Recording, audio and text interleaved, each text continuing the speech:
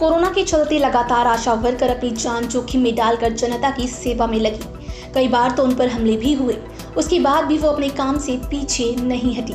आशा वर्करों का आरोप है कि कोविड-19 में काम कर रही आशा वर्करों को जोखिम भत्ते के 4000 रुपये का भुगतान नहीं किया गया। गंभीर रूप से बीमार एवं दुर्घटना के शिकार आशा वर्करों को सरकार के पैनल अस्पतालों में इलाज की सुविधा नहीं दी जा रही।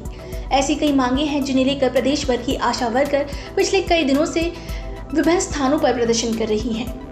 भारी बारिश और जलभराव की परवाह किए बगैर अपनी कई मांगों को लेकर हड़ताल पर उतरी आशा वर्कर आज परिवहन मंत्री मूलचंद शर्मा के कार्यालय पर पहुंची और उनकी हड़ताल आज 14वें दिन भी जारी रही।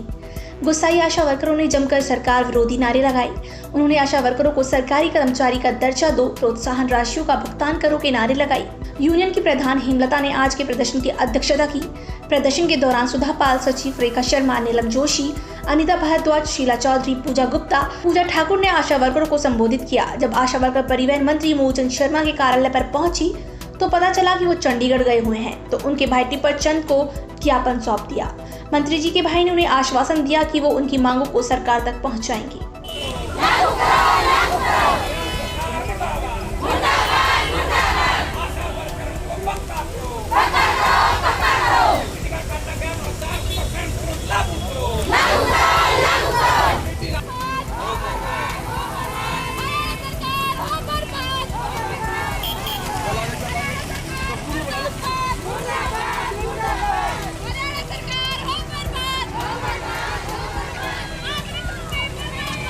आज हमारे धरने को 14 दिन हो चुके हैं और आज हमने जब भारी बारिश और जलभराव में भी मूलचंद शर्मा जी जो हमारे कैबिनेट मंत्री हैं उनको अपनी मांगों को लेकर ज्ञापन सौंपा है।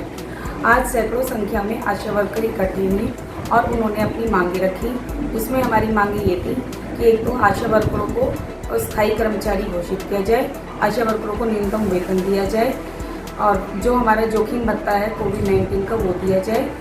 1000 रुपये जो हमें मिले थे, जो सरकार ने बोला था, उसके 50% लागू किए जाएं। 2018 में हमारा जो समझौता लागू हुआ था उसे पूर्ण रूप से दिया जाए। पानीपत में भी सैकड़ों आशा वर्करों ने सरकार के खिलाफ प्रदर्शन किया और सरकार को चेताया कि अगर जल्दी उनकी मांगे पूरी नहीं हुई तो वो प्रदेश में बड़ा आंदोलन करेंगी।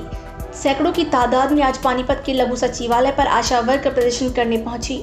आशा वर्करों ने आरोप लगाए कि सरकार लगातार उनके साथ वादाखिलाफी कर रही है।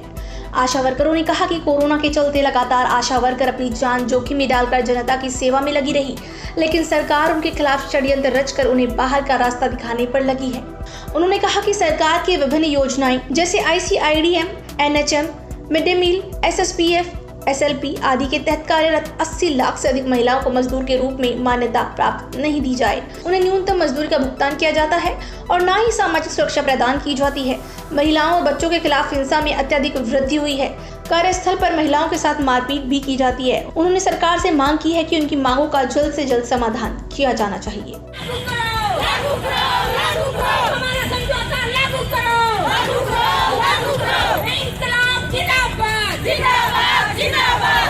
देखिए, सबने देखा कि जब कोरोना महामारी चली तो आशाज ने किस तरीके से काम किया और इस बीमारी का कोई इलाज नहीं था, बचाव ही इस बीमारी का एक इलाज था। और उस बचाव को जो चाहे लक्षणों की पहचान करना हो, किसी को क्वारंटीन करना हो, चाहे किसी के घर पे दवाई पहुंचानी हो, यहाँ तक सब्जी और फल तक आशाओं ने लोगों के घरों पे पहुंचाई।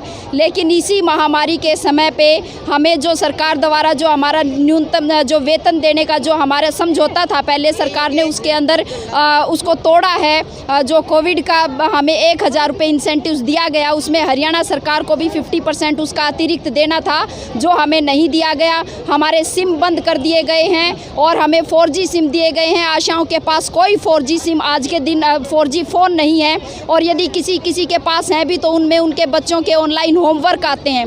2.5 साल पहले सरकार ने हमसे समझौता किया था कि वो आशाओं को फ़ोन देंगे। वो आशाओं को 2.5 साल में एक फ़ोन खरीद के नहीं दे सके। लेकिन आज नई ऐप आशाओं के लिए, कभी हेल्दी हरियाणा ऐप, कभी आशा सर्वेक्षण ऐप बना के हमारे ऊपर प्रेशर बनाया जा रहा है कि हम ऑनलाइन काम करें। हमने ये सारा काम करते हुए लोगों से हमने हमले भी झेले हैं, जिसका जो एक जहरीला प्रचार हम कह सकते हैं सरकार द्वारा और मीडिया द्वारा एक समय पे किया गया, उसका भी खामियाजा आशा वर्कर्स ने भुगता। अनेक जगह पे हमने हमले के हम शिकार हुए हैं, हम संक्रमण का शिकार हो रहे हैं, तो भी कोई हमें इलाज की प्रॉपर सुविधाएं नहीं है, हमें उपकरण नहीं दिए गए इस समय पे हमारी सुरक्षा के लिए, और ऊपर से हमारे वेतन में कटौती की गई। इन तमाम चीज़ों का हमारे अंदर गहरा रोष है और उसी रोष को बताने के लिए आज हम यहाँ पे हैं, हड़ताल करने को मजबूर हैं। हमारे भी बच्चे हैं, हमें भी संक्रमण से डर लगता है, और जब हम सबको बचा रहे हैं और प्रधानमंत्री ने जब सेना से हेलीकॉप्टर से फूल बरसवाए, ताली बजवाई, तो हम ये पूछ रहे हैं कि अब ऐसी क्या बात हो रही है कि आप जो ये 20,000 महिलाएं हैं हरियाणा की, आज वो रोड पे हैं और सरकार कोई सही तरीके से हमसे बातचीत भी नहीं कर रही है। लेकिन हमने भी ऐलान किया जब तक सरकार सही तरह से हमसे बातचीत नहीं करेगी, हम अपना आंदोलन किसी भी रूप में वापस